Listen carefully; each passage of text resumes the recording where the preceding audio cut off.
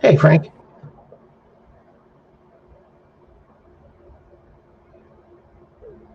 Nothing? You got a little feedback. Maybe it's better now. It sounds a little bit better. Can you hear me? Yeah, I hear you just fine. Okay. Okay. Um. Oh, Okay, try it now. Can you hear me? Yeah. I I mean, can do hear I you good. sound better? Oh yeah, you sound good. Yep. Okay. Okay, Yep. good. All righty. There we go. So what's up? What's going on?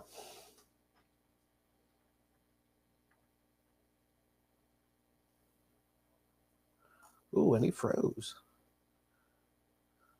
Um. uh, and get in front there. Uh-oh. Oh, Frank, you're breaking up like crazy. Can you? I can hear you just fine. Yeah. Okay. Am I still freezing? It's getting better. Yeah, no, your signal's getting better. Okay. Good. No, I There we was go. saying I was been playing a lot of FIFA. I played on Dante's account first and got him all those icon swap cards. Mm-hmm. You have to play with different squads and stuff. So you have to play with an all PL and all Bundesliga and all La Liga, Liga Un, and Serie A against against a live opponent in that foot friendlies. Uh-huh. And basically, everybody kind of honors the same. Can you stop him from chewing on that? Everybody honors the golden goal thing, basically, for the most part. So you can complete it in the better part of a couple days. 6 wins in 5 different leagues. But there are a couple yahoos that'll you score on them and then they keep playing, and you have to play the whole game. And it's like, I mean, I don't mind it, except that everybody seems to do the golden goal thing. Mm-hmm. And even like I got scored on with a crappy penalty today, and like, hey, you got the goal, you win, man. You know, Yeah. Well, those yahoos are probably kids. probably, but I've been able to. I completed every one of them. I got him all 8 swaps, and on January something or other, or maybe it's January 1. I don't know. It's coming out soon. January 1. Yeah, the next 10, January 1. the next 10 icon swaps come out. I'm working on mine now. I've got like 2 leagues done. Nick and I have been playing January. Volta for whatever reason, but we've been playing Volta like crazy. I see your squad you had with Messi. I got Messi, Beckham, and Chiellini. Wow, that's a heck of a squad. Excuse me. Yeah, and I can't understand. I can't figure out how I'm getting players right. Yeah. I mean, I don't know how much Volta you played, but basically after your match is over, assuming you win, then you got your choice of 4 players or 3 players or 5 players, depending on if it's a 3v3, 4v4, 5v5. And obviously Messi was in the side that I played against, right? And the one loss that I had, Ronaldinho was playing on that side. And I was miserable. Yeah, if you could have picked him up. He's like one of my favorites of all time, right? And I lost 5-4. Yeah, because games are always the 5. Okay. They're 2-minute halves or first team to 5, whichever comes first. That's a fun format. Yeah, it is. Yeah. But I can't tell you why we're both playing that. I mean, it was shit last year, but for some reason this year it's really good this year. I like I said, I don't know why, but And it's like 3v3, right? With small nets, and you're on those like street courts and stuff. if you play like squad battles, okay, the Volta version of squad battles, you'll have the group of 5 clubs or 5 teams that you're playing against, but it's all different. It's a mixed bag of 3v3, 4v4, 5v5. Okay. And the courts are all different. Some of them have walls, some of them don't. Some of them are a little bit bigger, some of them are a little smaller. But yeah, and it's always the same, the small nets. But it's just a crapshoot, right? Who you're playing against and what format it is. So it's that makes it a lot of fun too. Yeah, for sure. Yeah, but I don't get why we're playing it. I really don't. We shouldn't be. Get nervous with that. Well, listen, if you're enjoying it, that's the main thing. Just the main thing is to enjoy the game, right? Oh yeah, yeah. But I mean, considering neither of us were big fans of this thing, and it's just like for some reason we both picked it up and literally like not coordinated at all. He just comes walking in the living room one day and he's like, "Dude, have you played Volta yet?" I said, "I played like 6 games already." He goes, "It's really good." I'm like, yeah, it is. But it was funny how it just kind of worked out that way.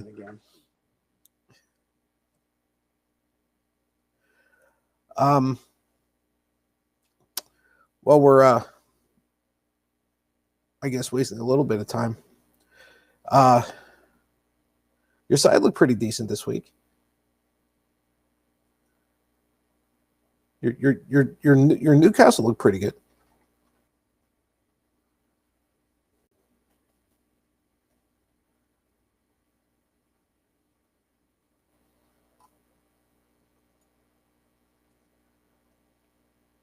I mean, it was a. Ooh, where'd you go? His connection was garbage. So he should be back in here any second now. There we go. There he is. There we go. I'm moving to a different room. Let's see if it's here. Wi-Fi's funny, man. Yeah, I've got the booster. Dude, I was saying, I don't know if you heard me. I said your side looked pretty good. Who's that? Back on Saturday. Oh, Napoli. No, Or, Newcastle. Newcastle when they played against Man City. Yeah. I mean, they hung around. They played, they played pretty well against the top tier team. I think, the thing about it is the tactics that Steve Bruce plays were good for that team last year. And I understood why he played them, and I was always behind his philosophy. But now you got horses. Now you got some people that can put the ball in the net. You could open things up. I think he's got to change tactics a little bit. Yeah. Yeah. Well, I'm not saying they're to the level of Man City yet. I'm just saying, like, when you play, you play the bottom 10 teams, there shouldn't be any more of this turtle defense stuff. Now you should be opening things up. Yeah. Yeah. But you know what? Some of these managers, man, they're not going to change any of that. Oh, that was something else I wanted to talk to you about once we get off of this. Once we get off the Prem. I mean, I watched the game with the exception of the first 15 minutes of each half. Your side looked pretty good. Yeah, they've gotten better for sure. Yeah, no, they're a good side. They're looking good. Be patient with them. They're gonna be all right. Oh yeah, I like Steve Bruce. He's okay. He's an all right guy. Yeah. He might he might survive. Yeah. We'll see. We'll see. United looks sloppy as shit. I at this point, Frank, I really don't know why Rashford's starting in front of Cavani. You Maybe broke up a little bit because of Cavani's age, but I think you were talking about Rashford. Yeah. Yeah.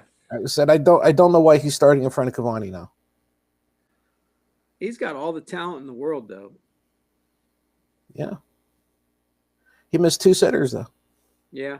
I mean, right? I mean, you can't be doing that. No. And then it starts to play with the confidence sometimes too. But it looks like my Mourinho pick. Maybe he's going back into his old Mourinho ways of just talking about playing defense too much. Man, he's got so much talent on that team. He just has them sitting back. That's Mourinho now. Yeah, they scored in the first minute of that game, and then they just sat back. Yeah, that's him, right? He scored once. You parked the bus, and whenever he was managing my side of Milan, they did not play that way. No, I don't know. Is it just he got older and got too conservative, or what? I'll be honest. I don't think he knows how to manage in today's game. Yeah. I don't know if he knows how to manage the players, or if just the way the game is played now is not what it, because no matter where he is, no matter what he's doing, it doesn't matter even what players are on his side. That's what he's doing now. Yeah. I tend to think it's tactics more than personnel type stuff, because did you watch the All or Nothing on them from last season? I did not know. You should watch it. I think you'd enjoy it. And it was one of the reasons why I picked them in our thing this year, because he seemed to really connect with every player on that team. And I thought there was it was fresh for him, because you don't have the drama that he had at the last place. And he really seemed like he was taking a step forward with every player. And he was, he was protecting them all to the, like he would challenge Dele Alli. He's like, you're the best guy that I have in the midfield, but sometimes you practice like shit, you play like shit, and I don't expect that of you. I expect you to be the best. So he was trying to connect with everybody, and I thought he did a good job of it. So I don't think it was the connection with the players, today's players. I thought it was tactics, and I still think it's tactics. Like I said, I have no idea. Yeah. I have no idea. But speaking of managers, PSG's got a good one. Who'd they get? Pochettino. Oh, wow. Wow. They got Poch. Okay. Look out for this run. They were finalists in the UEFA last year and lost to Bayern, right? That Bayern side could have beat anybody. Oh, they're not getting stopped. They're Best amazing. match they had was in that Super Cup thing. Mm-hmm. Yeah. Yeah, but I mean, it's a done deal. It's just not official yet. That type thing. Yeah, well, that's cool. That's exciting. Yeah, I almost have a reason to watch them now. I hate French soccer, but I'll be real curious to see how they play, because I loved how his Tottenham side played. Yeah. Mm-hmm. And getting back to the Prem, as shit as Everton has been, they're right there. they're still there. Yeah. They're still there. They dropped 3 in a row. Yeah. And then they're 3 points off. Yeah. They're third now. Leicester's second, but it's only because Leicester played today and had a tie. Right. I mean, they're even on points. Just Leicester has 1 goal. 2 goals better than them. Yeah. And Everton seems to play Liverpool well. So the head-to-head with Liverpool is kind of an advantage, because didn't they smoke them earlier this year? Yes, they did. Yeah. So that's the advantage, whereas everybody else seems to be falling to the wayside to Liverpool. So Everton's got coming up. They go West Ham on the 1st. Home against West Ham, at the Wolves, at Aston Villa, or Villa as Nick likes to say. Those are 3. You got to figure those are 3 wins. Should be. Right? Yeah. Then they're home against Leicester, who the hell knows. Then they finished the month of January out at home against your Newcastle side. Well, since it's at Everton, I think that should be an Everton win. You would think. I'm sure they don't play Liverpool until February 20th. Right, because they played them. Yeah, they played them fairly early. They got United February 6th. Well, they're at Old Trafford for that one. They have won 2. Well, they got the FA Cup game too. So let's scrap that one. Let's not even worry about that. Because they're playing Rotherham. Yeah. Right. If you never heard of them, Everton might start the U21s. Yeah. So the West Ham game, the Wolves game, the Villa game. Let's say the Leicester game, because I think Everton's a better side than Leicester. 1, 2, 3, 4. Newcastle, then Leeds. Yeah. They have a very, very favorable schedule. Yeah, I would say out of that next 6 or 7 games, there's easily. I mean, not easily because nothing's easy, but you would think that they could pick up 5 wins out of the 7. Yeah, that's what I mean. It's definitely a favorable schedule, Yeah. right? In that same stretch, let's see what Liverpool has here. Well, they got Newcastle, December 30th. Tough game for Liverpool. I'm serious. Oh, I am too. Yeah, That's- and it's at Newcastle, That's a tough matchup for them. so it's gonna be a good game. Yeah. They got Southampton, Villa, home against United, home against Burnley, at Tottenham, and at West Ham. So not quite as favorable as Everton's. No, they've got 3 matches in there that, I mean, if you count because they seem to always play a tough game with Newcastle. Newcastle always plays a tough game with them. I would say, yeah, that you got Tottenham in there that's going to give them some trouble. Newcastle and United. Those three matches are possible point losers. I mean, maybe they pick up a point or 3 if they get lucky enough. But yeah, they could drop some points in those 3 matches. And then who knows? Slip up against somebody. You never know. And don't forget, Aston Villa's 5th on the table.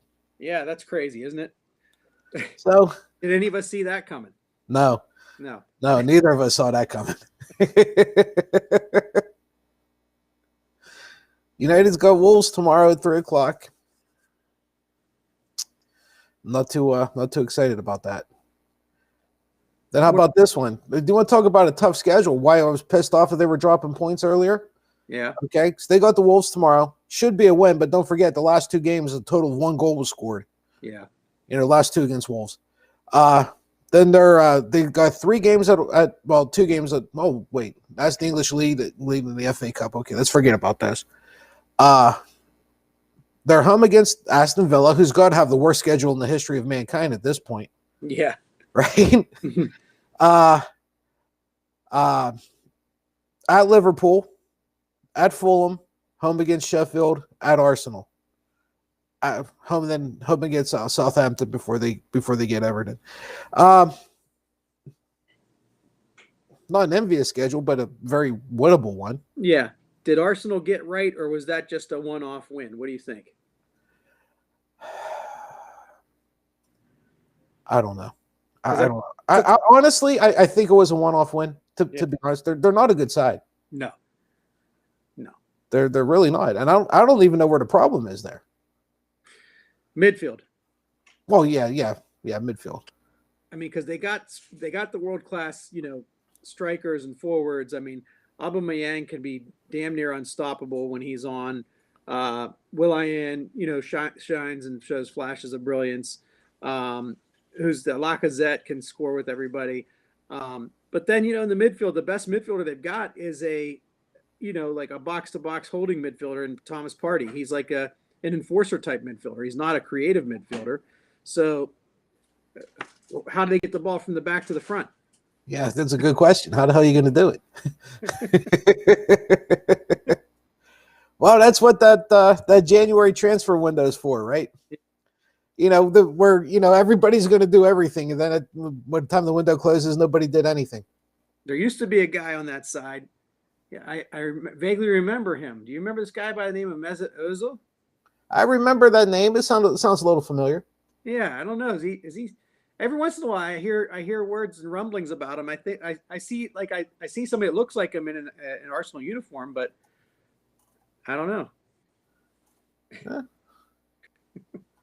Yeah.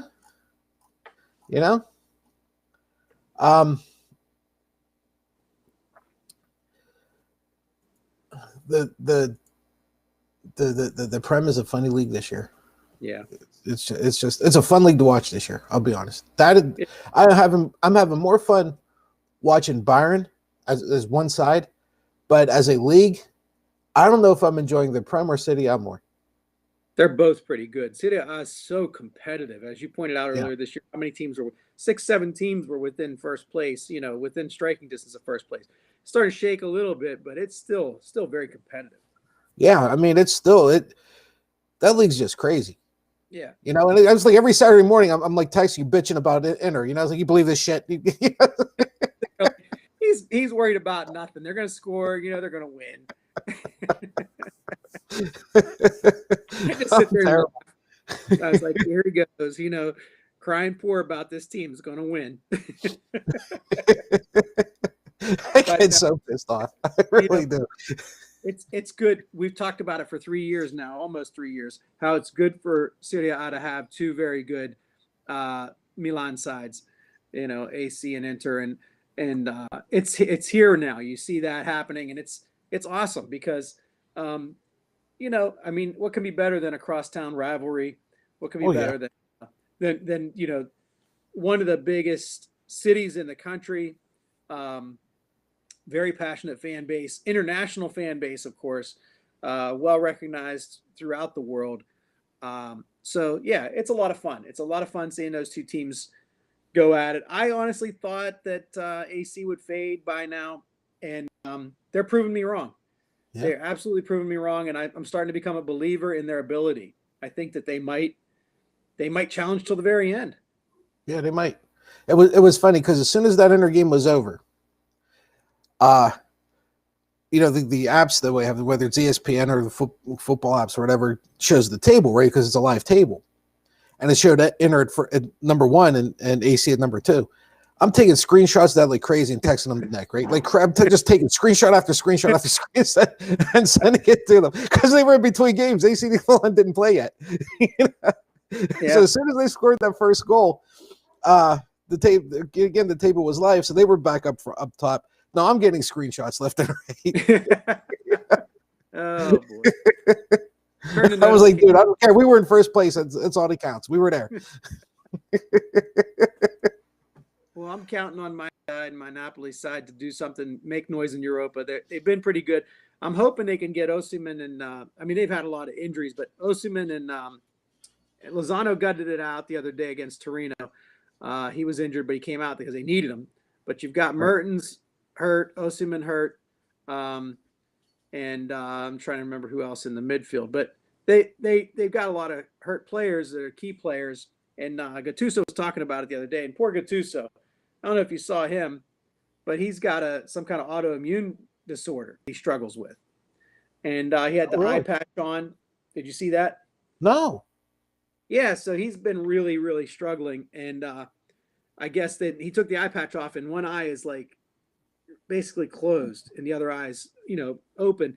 And he said, I know what I look like. He said, but I've been like this before, and it'll get better. And it's been a tough time for us as a team all the way around. He said, I've been stricken. I've been tired. He's like, more than anything, I wish that my energy level I don't care about the look of my eye. He's like, I just wish that my energy level could match what this team needs right now. So it was it was pretty compelling read to see that. It was translated from Italian to English, and I could tell there was whoever wrote it was just probably looking at Google Translate, but you could get the flavor of how he was struggling with his health issue. Yeah, that's too bad. Yeah, that's too bad. Well, hopefully a speedy recovery. The City game was postponed today. Did you see that? For COVID? Yeah. Wow. Yeah. I guess a couple players came back hot. I guess they test those guys get tested like crazy, but I guess one of them's like so many hours before the game or something like that. Or that's just when they got the results back. And I don't know if I like the fact that they postponed the matches or if they should forfeit them. I really don't know. And it's hard to say at this point. I mean, I think that there's been such a precedent set with postponing that it would be hard to switch now. I guess if you gave notice and said, look, we all know what the protocols are at this point. If you break protocol and that's the cause of your positive test, and then you don't have, what do you have to have, like 13 or 14 players, healthy players, including a goalkeeper? I think you have to 13, including a goalkeeper. As long as you've got that, you can travel and you can play. But in any event, I don't know. I'm kind of up in the air on it. I mean, crossing over to this side of the pond with the NFL, I mean, I'm a huge Steeler fan. Your wife's a Steeler fan. And the Steelers played 3 games in 12 days because of all that nonsense with the Ravens, right. Hot tests and everything else. And they postponed the Ravens over and over again.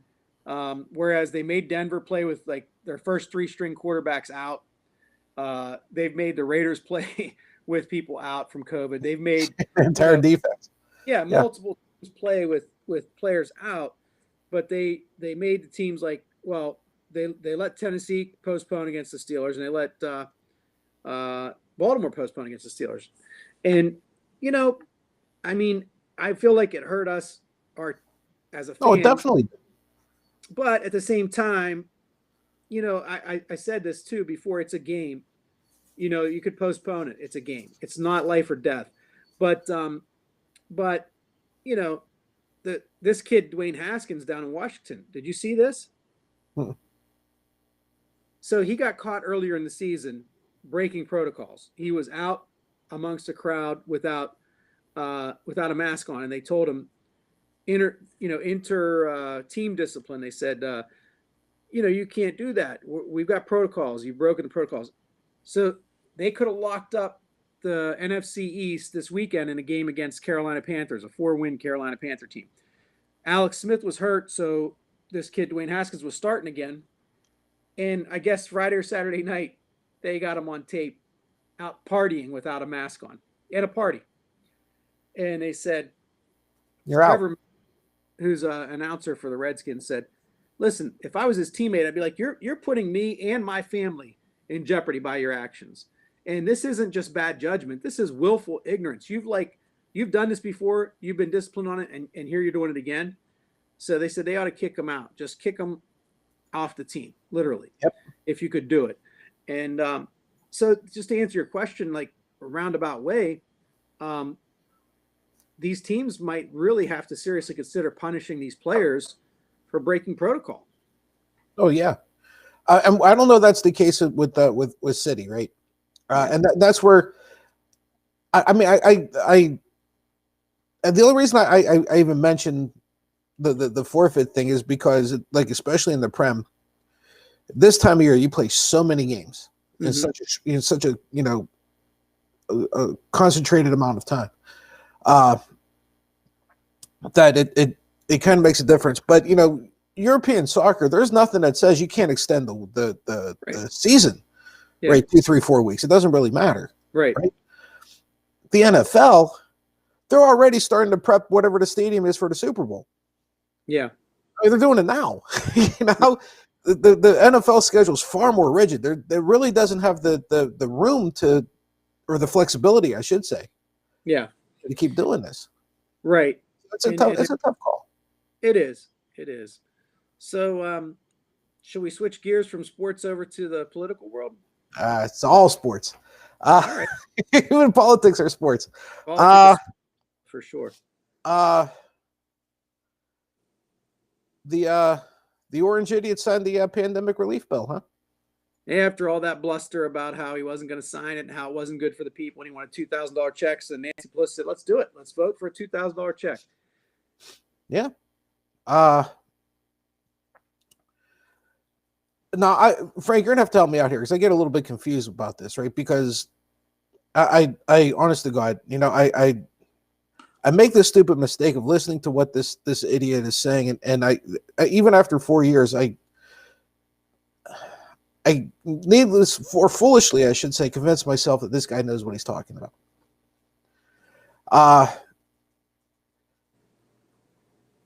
We had a couple of things that went to him, right? We had the COVID relief bill, and then there was the other bill that kept the government running, if I'm not mistaken, right? It was both of those. Both of those were in there, yep. Yeah. So he didn't sign the whatever the hell the spending bill. I don't know what the hell it's really called. We'll just call it the spending bill. And so that's what Congress is voting on now, right? To override the veto. Yeah. Or was that the defense bill? The defense. Yes, I was going to say it might be the defense bill. Yeah, I think it was the defense appropriation bill. I think that the funding for the government was written. I believe it was written into the same stimulus bill. I think I could be wrong on that, but I know that he vetoed the defense bill, and I think Congress was voting to override that veto. Okay, so that's what they're doing now. Whenever we had first gone on, they had the House had just started voting. Okay. Okay, so this thing is not going to be resolved before we get off the air. That's for sure. No. But in any case, he signs this this pandemic relief bill, and he signs it late Sunday night, right? Mhm. Well, they're saying late Sunday night. Could have been early this morning. I really don't know. But by the time he signed it, the benefits for a whole lot of people already were gone, right? That they were extinguished. Yeah. So, what happens to them now? I mean, I guess you've got to reapply under the new bill language, the new rules. Yeah, I guess you do. Just hold on one second. Let me turn. Yeah. This is my wife's son, by the way. I don't make sounds like this. Okay. There's no way. Mine are the most annoying things you'd ever hear. There we go. So anyhow, I apologize. Naturally, she left and Nick's with her, but she has her iPhone or her watch, so she doesn't carry her phone around much anymore. Okay. So these people are pretty well screwed.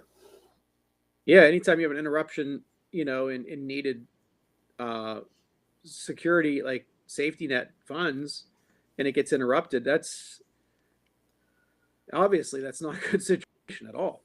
So basically, at this point, they're going to have to refile and redo everything, and then you're going to have that waiting week, and you're going to go through the whole thing again, right? So these people who are behind, simply because they're unemployed, Mm-hmm.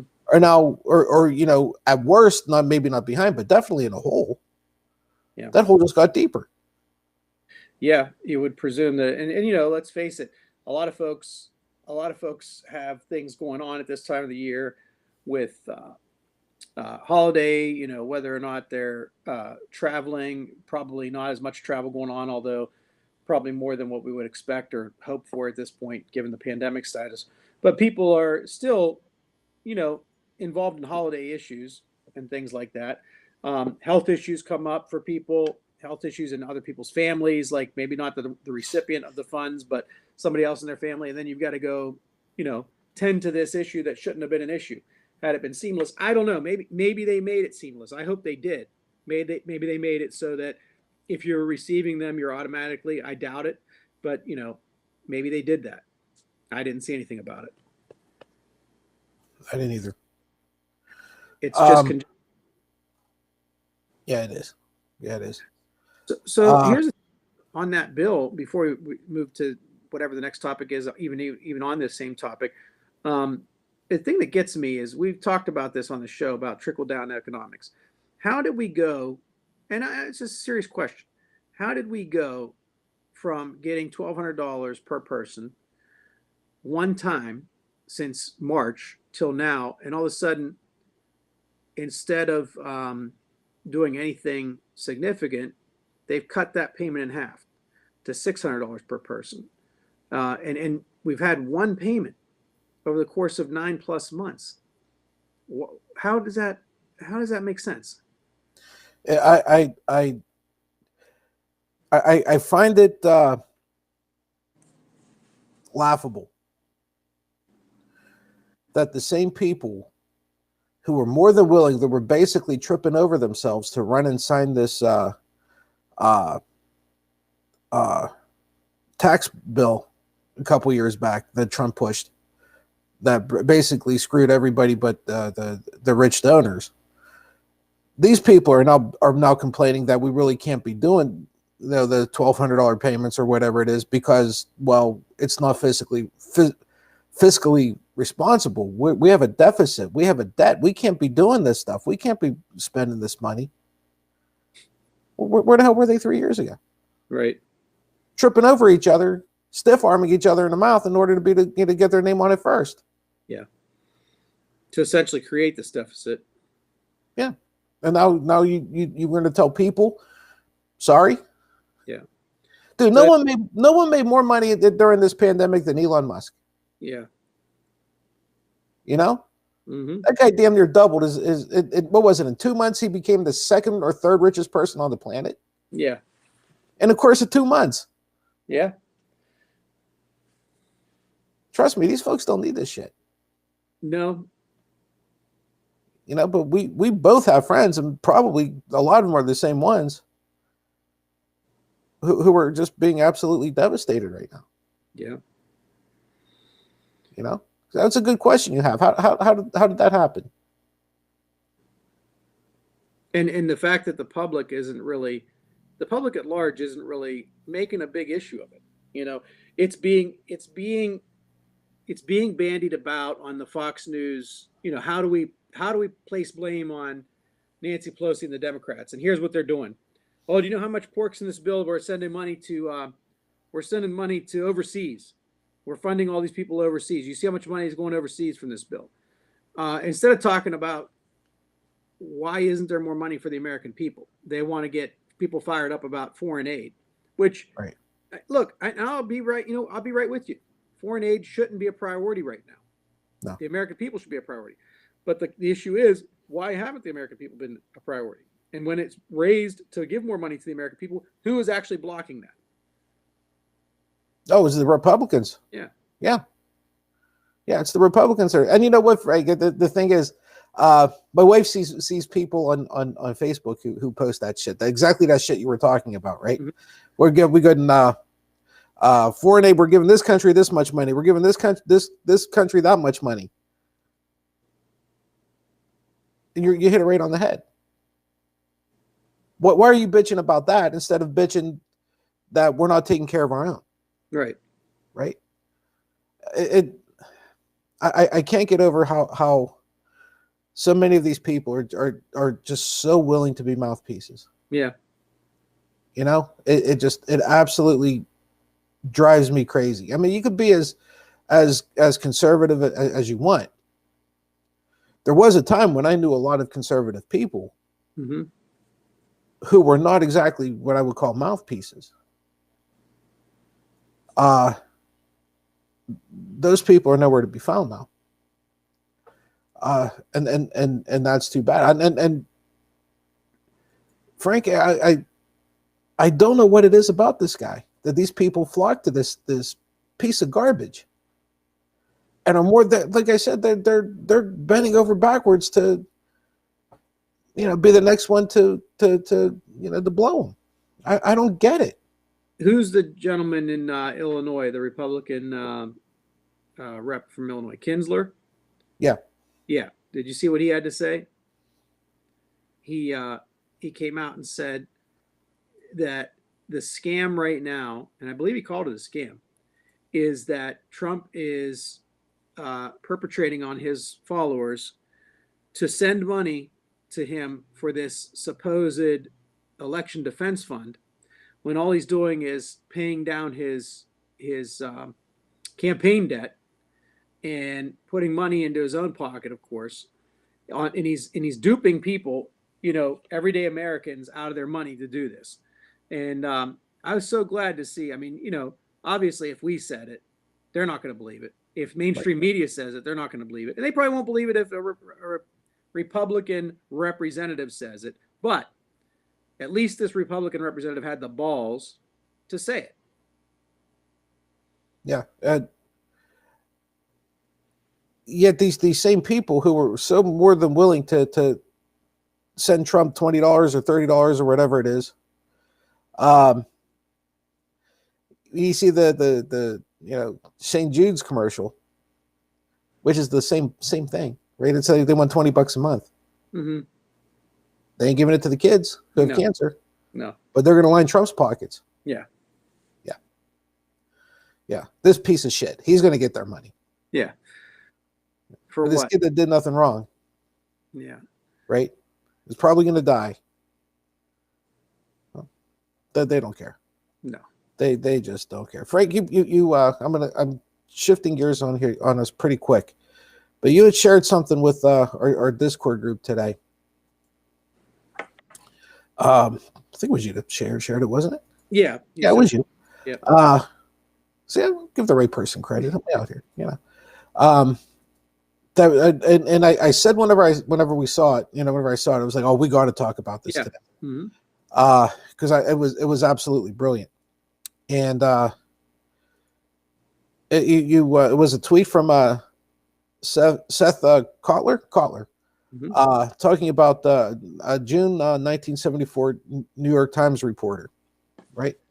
Yep. And I wanted to get this in here, so I wanted people to see it. Yep. Because this is absolutely brilliant. I'm gonna blow up the the things here in a second, but basically what he's saying here, okay. A New York Times reporter went to an almost entirely white upper middle class retirement community in Orange County, which, folks, that would be California, Right. to see what folks thought of the ongoing Nixon impeachment. And what they told him might ring some bells. So here's the first one, okay? The news media is helping fan the flames of hatred for Nixon while concealing his accomplishments. Right? They give the guy's name who said it. He said the news media were controlled by a conspiracy of, quote, money manipulators and international bankers and big money changers who wanted to undermine America for its traditional values. Another man said that here's one. This should hit close to home right now.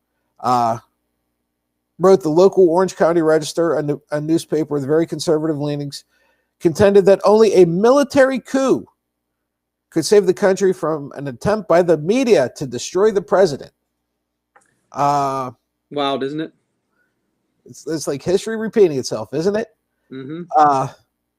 Everywhere individuals talk darkly of the media's vendetta against the president and allege there was a conspiracy between the media and Democratic politicians to oust Mr. Nixon. Okay, we're just getting started. But let's stop right there. Well, let's finish this one. It's getting to be a witch hunt. When have you heard that before? A million times. Right? Yeah. The trouble with this whole thing is that the president is being investigated by enemies who are more interested in getting him out of office than in finding the truth. The press convicted him a long time ago. Holy shit, Frank. Deja vu all over again. Yeah, let's just put this. Let's just talk about this one for a second. There's a little bit more to that, but my mouth hit the floor whenever the quote was, "It's getting to be a witch hunt." Yeah. And two things ran through my mind really quick. That hit me really quick was, what's the old saying, right? People who ignore history are doomed to repeat it. That was the first thing that came to my mind. The second thing that came to my mind is, this fucker's even trying to steal quotes now. Yeah. Who better to steal him from than another impeached president, right? Right. Yeah. I mean, he can't do anything original between him and his wife. Yeah. Right. Frank, I read that whole thing, and folks, the thread is a bit long. It's not overly long. It'd take you a couple minutes to read it all. So it's not like you're it's you're reading it for the night. I found a few things interesting about this. Is that Mr. Kotler's the beginning of this, where he reported went to an almost entirely white upper middle class retirement community. So let's look at the demographic here, right? Mm-hmm. White, more than likely male. At least the majority of these people were going to be extremely conservative. Who are the people who were literally repeating all of this? What's that demographic? Right? Yeah. White, older, overwhelmingly male. Right? The only difference I see now, and I'm not saying that this was a scientifically controlled demographic that he was talking about, was what the income would be, right? Yeah. We don't have a whole lot of upper middle class people that we're surrounded with who are saying this, right? I mean, we are, but for the overwhelming majority of them, they are not by any means going to be living in the rich part of town anytime soon.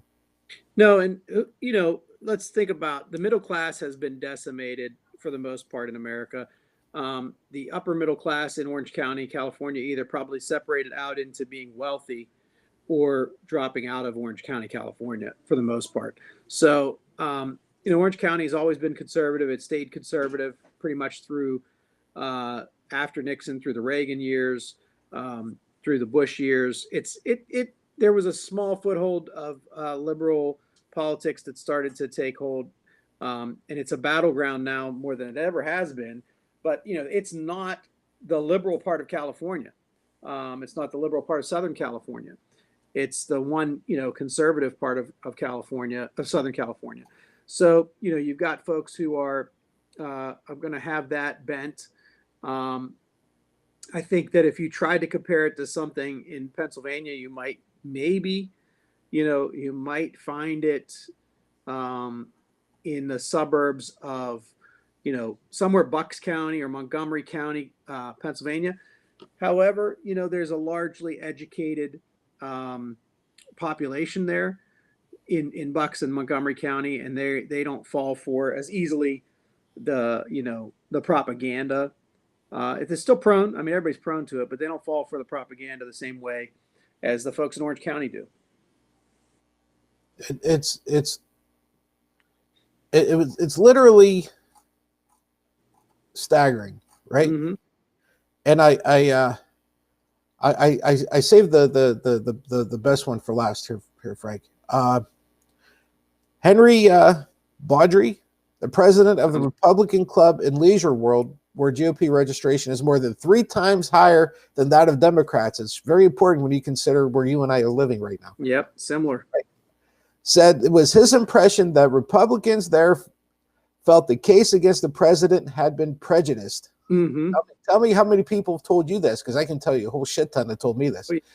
Even the lowest citizen in this country is given the right of innocence until he is proven guilty, this guy said.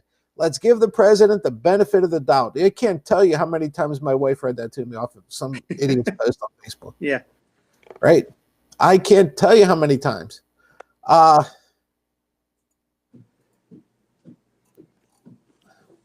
We're just a generation removed.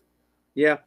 And what's crazy though, you go back to Nixon, and I got to see him with Roy Firestone, and we talked about this before, and I got to see him talk a little bit about, he acknowledged his shortcomings. He acknowledged his failures and his problems. And Trump will never do that. Trump will never. No. I mean, Nixon was a very paranoid, dangerous man when he was in the presidency, because he was letting that paranoia and power manipulate the way he ruled. And he was very scary. It was dangerous and scary times when he was there. But after he lost his power and after he stepped down and he was removed from that situation, he looked with a little bit more clarity at it. And he said that he was wrong, and I just don't ever see that happening with Trump. No, I don't either. Keep talking. I'll be right back. And I'm wondering, with this whole pardoning thing that he's doing, right? If he realizes that what inherently goes along with a pardon, okay, is an admission of guilt. And the reason I say that is because you can't pardon somebody. There can't be a pardon for nothing. Okay. You can't be pardoned for waking up this morning. Okay. There was nothing that you did. There was no reason for you to be in a position where you need a pardon, unless you actually do something for that. So you just can't start throwing out pardons. Hey, this guy walking down the street here, here's a pardon. Go, buy a cup of coffee with it, right? Right. So in order to pardon somebody, there has to be an admission of guilt, because even if they're brought up on charges, they're tried, and they're found not guilty, you don't need a pardon. Right? The guilt of the action has to be recognized in order for the pardon to even be there. Right. I wonder if he knows that. I wonder if it hit him yet that if he pardons himself, he admits guilt. Yeah. I don't know that he's thinking of it that way. If he's just thinking only that I'm just going to avoid jail time, because this is a guy who can't do jail time. This is a guy who he'll never survive it. No. He'll never survive it. No. Even a quote country club type jail, he would never survive it. No. There's no way in hell. So we have to do something about this election. Yeah. Right. So here's the latest, Frank. This is. Let's see the next clip. This is oh my God. I don't even know what the hell to do with this. Right? I mean, do we just sit there and laugh at it, or what do we do? Vice President Pence has been sued by the leader of the Brain Trust, Louis Gohmert, and other House Republicans in a desperate lawsuit that says Pence should get exclusive authority to decide which electoral college votes to count at congressional certification. You want to run with this one, Frank? God, I don't even know what to do with this. To me, we've got another situation where you've got people who are they're playing to an audience, and I used to say it was an audience of one, but it's not. It's an audience of one in the sense that they want Trump to cheerlead for them, and then Trump's base will then love Gohmert, and that's what he's doing, and he wants to be that guy. But as far as what about a snowball's chance in hell? That's about what this thing has. I mean, listen, let me compare it to this. This is a real easy one. Let's say you have a neighbor who doesn't want to be seen, talked to, or heard from because they're just a recluse, right? And they hate everybody. They don't want to be out in public at all. And one day from their window, they see an accident in front of their house. And the police come over, knock on the door and say, "Did you see that accident?" They say, "Nope." They say, "Wait, you were standing at the window. We know you saw the accident." "Nope, didn't see it." And the police report says somebody at, such and such Mount Jackson Road witnessed the accident but didn't want to comment on it. And then I, as an attorney, say, "Oh, I want to get that witness. I'm going to force them. I'm not suing them, but I'm basically forcing them to do something they don't want to do." Just like this is, they're suing Pence to do something he doesn't want to do, right? Mm-hmm. So I subpoena this guy from Mount Jackson Road, and I say, "You're coming to trial." And the guy says, "No, I'm not." "Oh, yeah, you are. Guess what? I'm going to have the sheriff come out and drag your ass to court." Let's say I successfully get the sheriff to go pull him out of his house and bring him to court. He sits in that box and takes an oath. You think I'm going to get any kind of favorable testimony from that guy?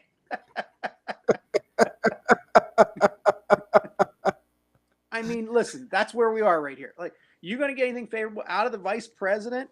You're suing the vice president to do something you want him. Come on. Yep. Yeah. So you're going to sue him. You're going to sue the vice president. Yeah. Okay.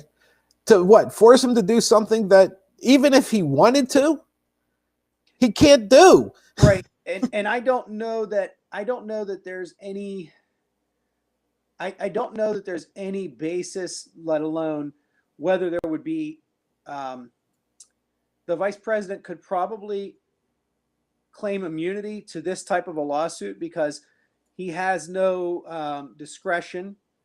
So what is his liability to this type of lawsuit? I would say that he has zero liability to this type of lawsuit, zero culpability. And I know we're not talking criminally, but I'm talking even civilly culpable. He has no culpability, or none of this would have bearing on him in any way, shape, or form. It's not a decision-based, it's not a contemplated-based decision on his part. So I would say he's immune from it. I mean, I would almost argue, if I had to represent him, that they can't break through the threshold of governmental immunity on this to even sue him. Yeah. Yeah. Would that not be almost the equivalent of going back to your car wreck analogy. The neighbor out on Mount Jackson Road is going to get sued because he didn't I don't know, try to amputate the guy's leg that was stuck under the car. Right. You have no duty, to help. Right. You have no duty to help. Now, however, if you go out there and try to help and you accidentally sever the leg when you're trying to help, now you're liable. now you're on the hook. You got some things to deal with. Yeah. I mean, you might have a moral obligation to, but you don't have a legal one to. But there's no moral obligation for what is in all honesty, a symbolic procedure. Yeah. Yeah. There's no discretion.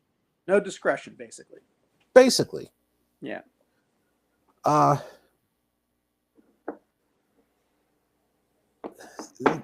Is this going in front of the Supreme Court? It would almost have to, right? Is that where he filed it? I don't. Well, where else could? Well, I guess he could anywhere. Yeah, I mean, I guess he could file it in Louisiana. Yeah. His home jurisdiction. Well, Or then Washington. we're going to get into a whole lot of questions now, because you're going to tell me that some judge in Louisiana is going to tell the Vice President of the United States what he's going to recognize or not recognize in other states. Yeah. What a joke. What a joke. I guess he could file Go with it. Let's see how this plays out. He could file in federal court in DC. Maybe that'd be the best venue, because then you get accelerated. Like, okay, you're in federal venue. Both he and Pence basically operate out of DC. So yeah, I mean, it could do that. But I still think he has standing issues, and he has possible Vice President Pence has possible immunity that he would be able to assert. I mean, we heard about presidential immunity all frickin' 4 years, right? Mm-hmm. The same extends to the executive branch for the vice president, I would say. And given the nature of this type of suit, I would say that it's I can't even imagine overcoming immunity on it. I'll do one better. I can't imagine a judge even listening to this. Yeah.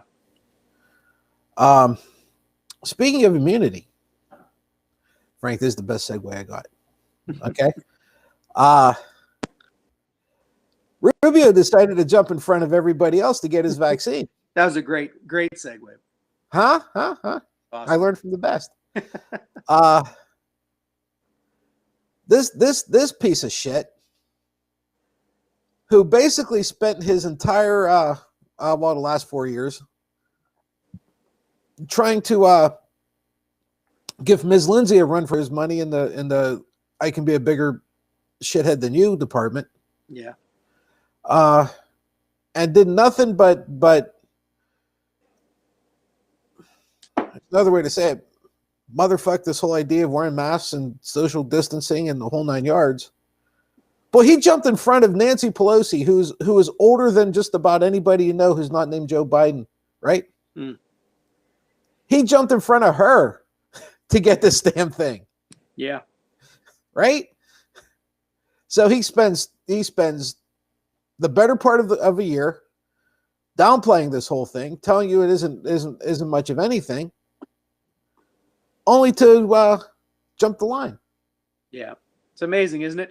He wants to get this so bad that he's willing to knock over women and children, to get to the front of the line, basically, metaphorically. And then you've got Trump, who also called this thing a hoax publicly for so long, but wants to take credit for pushing for a vaccine for a hoax. Why would you be pushing so hard for a vaccine if it was a hoax? Yeah. Well, why do you want credit for a vaccine that's nothing more than a hoax? Right. It just doesn't make intuitive sense. But yet his followers will tell you that straight face. They'll try to argue with you that Trump should get credit for that vaccine. It was because of him. If it wasn't for him, we wouldn't have that vaccine right now. Right. Right. Well, technically they're right. If it wasn't for him, we wouldn't have it now. We'd have had it 4 months ago. Right. You know? Hey, when when they're right, they're right. You know what? Technically, it's the truth. You know, it's that whole math thing again. It's really hard for Yeah. those folks to. And we may now not have had a need for it either. You know, had it not been for his stupidity, we could have probably kept this thing from spreading so far and wide. Had we had the right protocols in place and the right messaging in place, we could have had people, you know, basically prevent the spread of this to the point where it wouldn't have been such a major health crisis.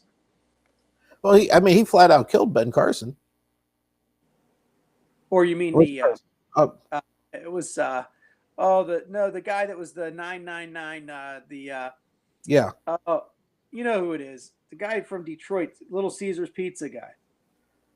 Oh, Papa John.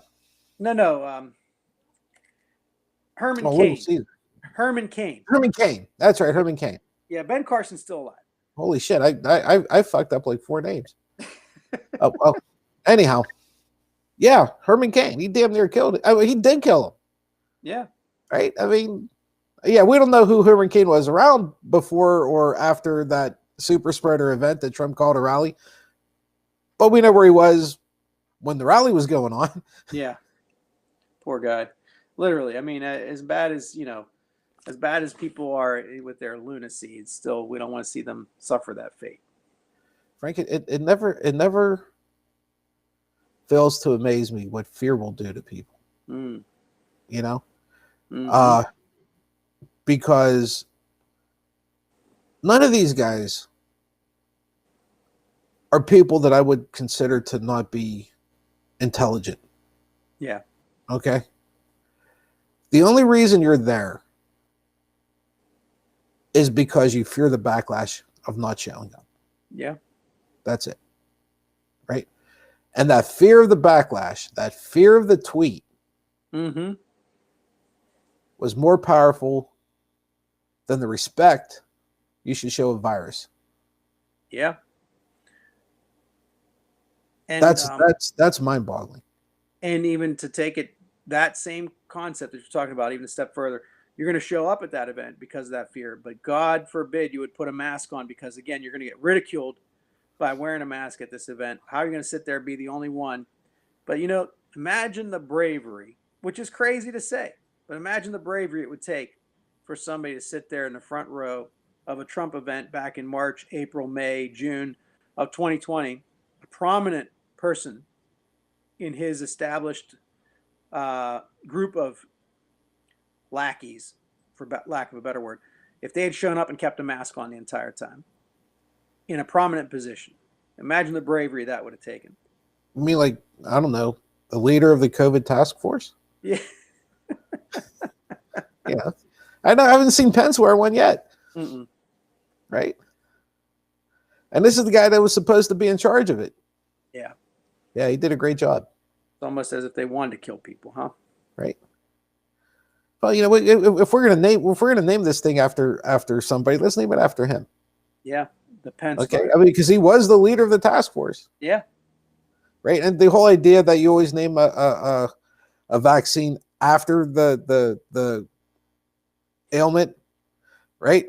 Like Mhm. the polio vaccine isn't called Tom, right? No. It's the polio vaccine. Right. Right. We had the Trump vaccine. It was called an election. That's right. We We cured ourselves. Thank God. Yeah, boy, I tell you what, we were even fighting ourselves over that one. You know, Yeah. unbelievable, absolutely unbelievable. How much CNN do you watch?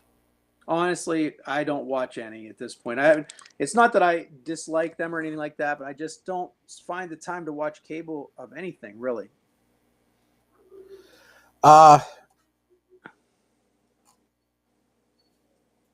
I'm sure you have heard of one Jake Tapper.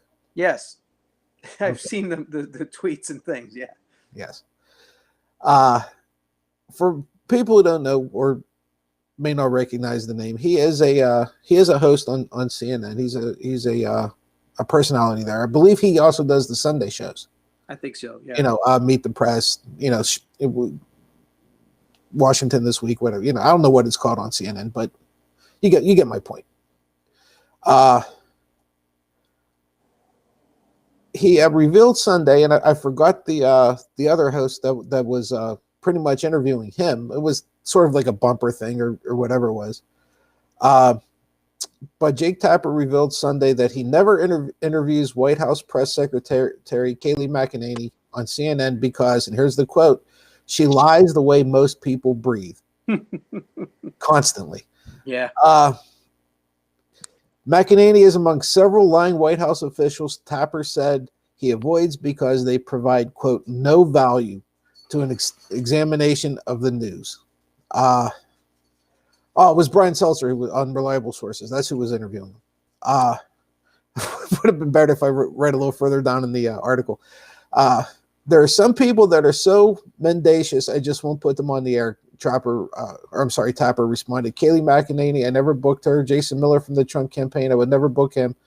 These are people that just tell lies the way most people breathe. There is no value in that. On the other hand, he said he has interviewed Kellyanne Conway because she's more of a filibuster and a subject changer, different from McEnany, who tells lies all the time and can't acknowledge reality. I'm just not going to put somebody like that on the air. I thought that was a very interesting article and a very interesting spin. How he's still willing to put Kellyanne out there, but not McEnany. And I don't see a whole lot of difference between doing that spinny thing. I mean, she is the person who came up with the term alternative facts, after all. Right.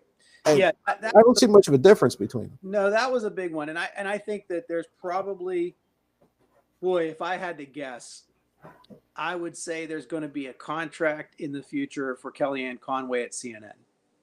Because I see him, I mean, I don't know, this is totally just guesswork on my part, but he's laying the groundwork for that by saying that. He's like, I'll still talk to her because she did this. And when he says the words that he said, the way he kind of built the texture and color around that, if you don't call out what you just called out, Patsy, people will believe that she was just doing the job of a press secretary or a spokesperson.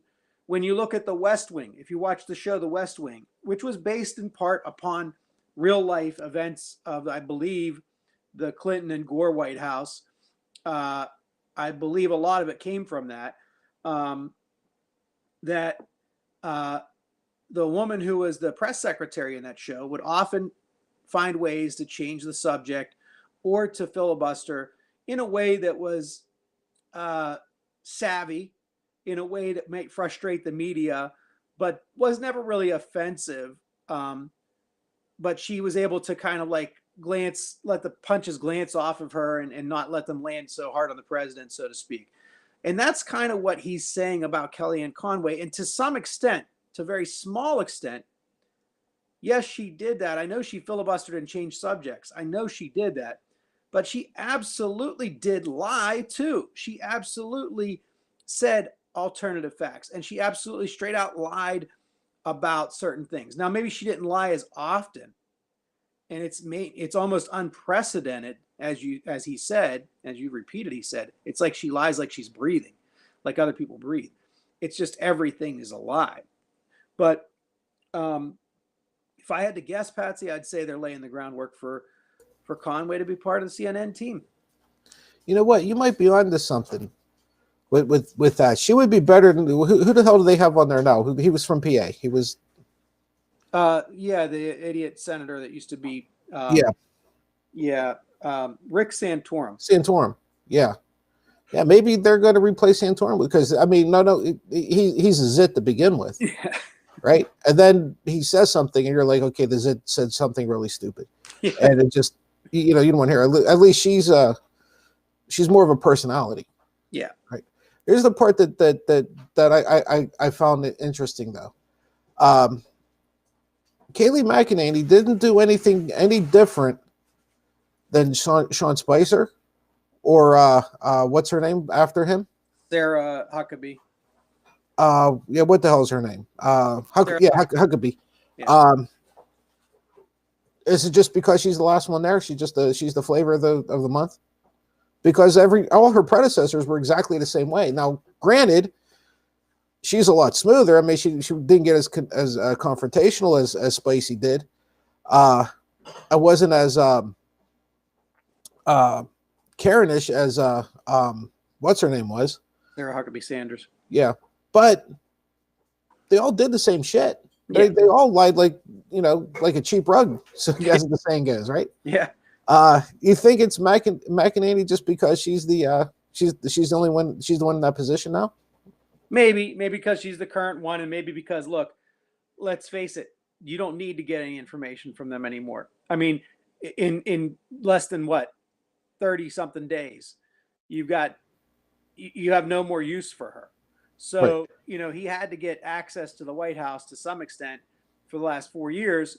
So he didn't call them out in 3.5 years. But now all of a sudden, with 30 days to go, he's going to call her the most evil and vile liar that that place has seen. She's ditzy, and she's very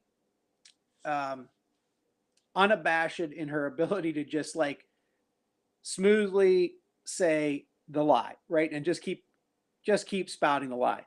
But yeah, I mean, I would say Spicer and Sanders irritated the hell out of me a lot more than she does. She just makes me laugh sometimes because her lies are so outrageous, and she almost looks like like she's caught in the headlights when she's telling that lie. Yeah, I mean, was it Spicy's first day there? He decided to argue with everybody in the room over the size of the inauguration. Yeah. Right. So I mean, he set the groundwork right away for everything. Yeah, somebody ought to take him out and beat the shit out of him just for the fuck of it right now, right? And just say, you start this trend. You know what? You deserve an ass beating. Yeah, I mean, even Scaramucci wasn't as bad as these clowns were. All right, it was only 10 days. I mean, he didn't have much of a chance. Spicy was day one, man. He had 11 days. Don't you? Oh, I'm sorry. You know what? You're right. I apologize. I apologize. I still follow him on Twitter. Oh, yeah. I can't help it. The mooch. The mooch. Right.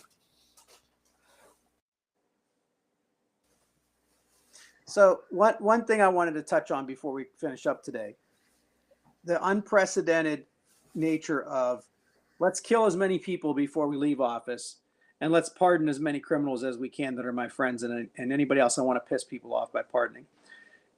It's absolutely stunning. It's absolutely stunning, and it's not getting a lot of attention, really, that they're trying to find ways to kill as many people as they can. To the point where they were talking about firing squads because they were trying to find the sodium pentothal or whatever it was, the drug, the injection drug. And they were trying to find somebody that would maybe send them the dry compound from international manufacturers so that they could recompound it here. But they finally got somebody in the United States to provide it for them, an anonymous source. And they pay subcontractors cash to inject these people that they're killing. It's barbaric. I mean, it's amazing. Like, what's the rush to, have to kill all these people before he leaves office? It's just a wild, wild scene. And then to see, them pardoning the likes of others, Flynn and everybody else, who have been traitors, especially Flynn has been a traitor.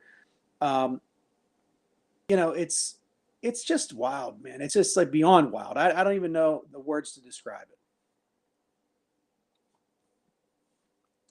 I've been saying for the longest time, we both have, this shit's going to get worse before he leaves, right?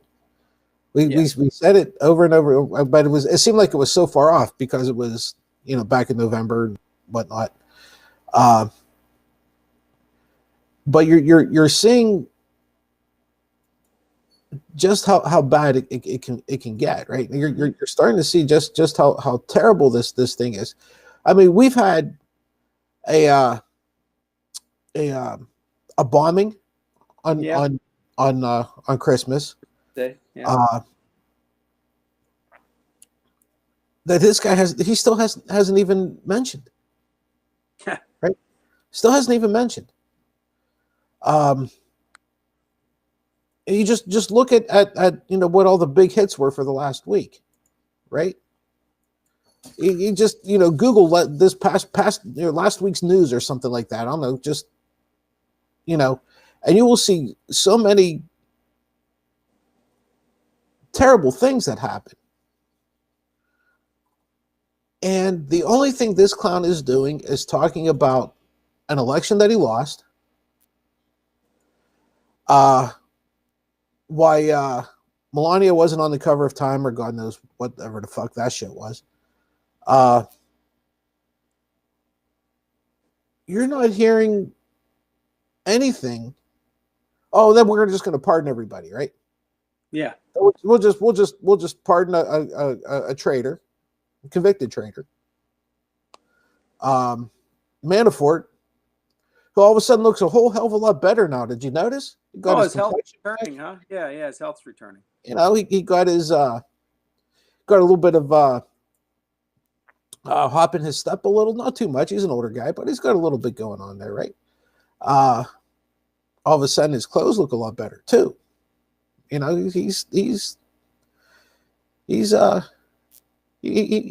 make it to the end of the year, because there was a while there it didn't look like he was going to. Now all of a sudden, hey. Yeah. I'm waiting to see how long it's going to take for Rudy to get pardoned. I'm waiting for all these things to happen. That's whenever we're going to see some shit. But Frank, I mean, that's you're asking questions I can't answer. No, they're rhetorical questions because they're so far from the reality that you and I ever knew to be in our world, in our country, and it's bizarre. It's beyond bizarre. It's sad, and again, and I always say the same thing, Frank. Their actions don't sadden me as much as it is the people who encourage it or tolerate it, or or enable it. Right? I don't get too pissed off at the addict. I get real pissed off at the enabling whoever. Yeah. For the addict, right? I'll ask you the question because we're very quickly running out of time. Why are these folks so afraid of a tweet? And we touched on it a little bit earlier. Why are they so afraid of a freaking tweet? Trust me when I tell you, there is nothing this clown can say to somebody over Twitter that some jackass I've never met in my life has said to me. Right. Yeah, I mean, it's the power he has over his followers. It's that cult of personality. They're afraid of the effect it'll have on those folks. But I wonder if, early on, we've talked about, I think you said Frankenstein's monster a long time ago was a phrase you used. I wonder if those Republican folks who had a lot of power and a lot of sway in their own district, we've talked about this too before, everybody hates politicians, but you love your own politician, especially if they've done good things for your community. So, they have power in